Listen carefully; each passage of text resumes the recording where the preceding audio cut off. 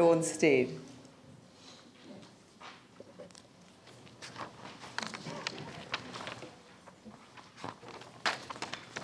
Good morning. Good morning. I'm Brian Stead. My submission is regarding the proposed changes to the rural rating system.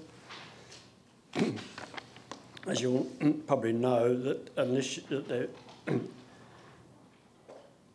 under the new proposal, you have to have a property greater than 5 hectares, or the rateable land value is more than 60% of the rateable capital value.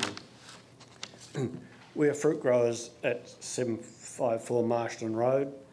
This is a commercial fruit growing business. We've operated at this address for the past 40 years, and my parents before that. The site is 4.885 hectares in area, and the fruit growing business is both productive and profitable. As a rural property, we've traditionally been subject to rural rates. With the change in the threshold to the property size and the percentage of capital value, the proposed change will mean we are subject to the general and residential rate. This will mean a substantial increase in rates for no increase in demand or services. Somewhere about $730 a year it's going to cost us extra for rates. There's no particular justification for the 5 hectare threshold. If our property was 4 metres wider, we wouldn't be having a problem. This increase will add to our costs, to our fruit growing business, and make us less competitive. One of the aims of the rural rate must be to encourage the production of land around the city and make that more efficient. Someone needs to feed Christchurch. The 66% threshold may seem generous, but once you have a house like we have, storage sheds, implement shed and a cool store, which we require for our operation, we're over the threshold.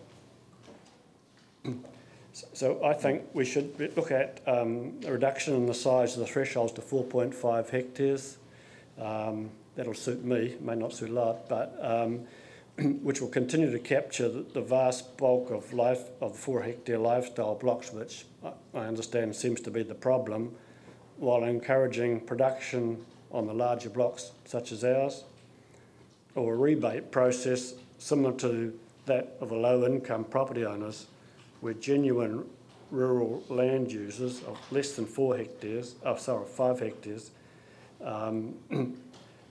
can be made subject to the rural rates. A staff member told me that the changes are to the rural rates to make it easier to manage.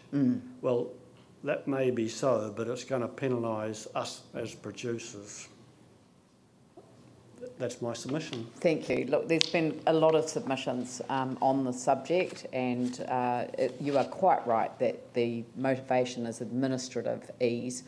We've heard a lot of arguments about why that results in an unfair outcome in terms of the previous rules, so we'll certainly be taking those into account. Ellie? Thank you. Interesting that you mentioned as an alternative a different size of land. Some of the submissions have talked about use of the land, items on the land. There was a gentleman yesterday who listed a number: farm buildings, animals. This is the way some other, I think, councils differentiate between lifestyle and a working farm. How do you feel about moving away from perhaps that size issue and look at components or parts of that land that suggest that it's a working farm as opposed to lifestyle block? It might sound a good idea, but how would you police, and how could you organise something? We need some sort of a blanket, sort of a cover. Otherwise, if you look at each individual property, it's going to be a bit of a nightmare, I think. But that's actually the existing rule. The existing rule is that it is a discount for farming. So yes. Because otherwise, otherwise the lifestyle block is, why should they pay less or pay on a differential when all they've got is a larger property than other house owners in Christchurch. And why should I pay more rates than When you're a perhaps my genuine neighbour farm. who is an extra 4 metres wide? Why should I pay a different rate? Yeah. So and it is an arbitrary number, and it is purely for the administrative ease. So it's easy to say you're 5, so that you are quite right when you say that that's the basis for the decision, and but you are also right that it has produced perverse outcomes, which administrative arbitrary decisions often do. So we're taking that into account when we make our final decision. Thank you for listening anyhow. No, thank you very much for coming. Okay.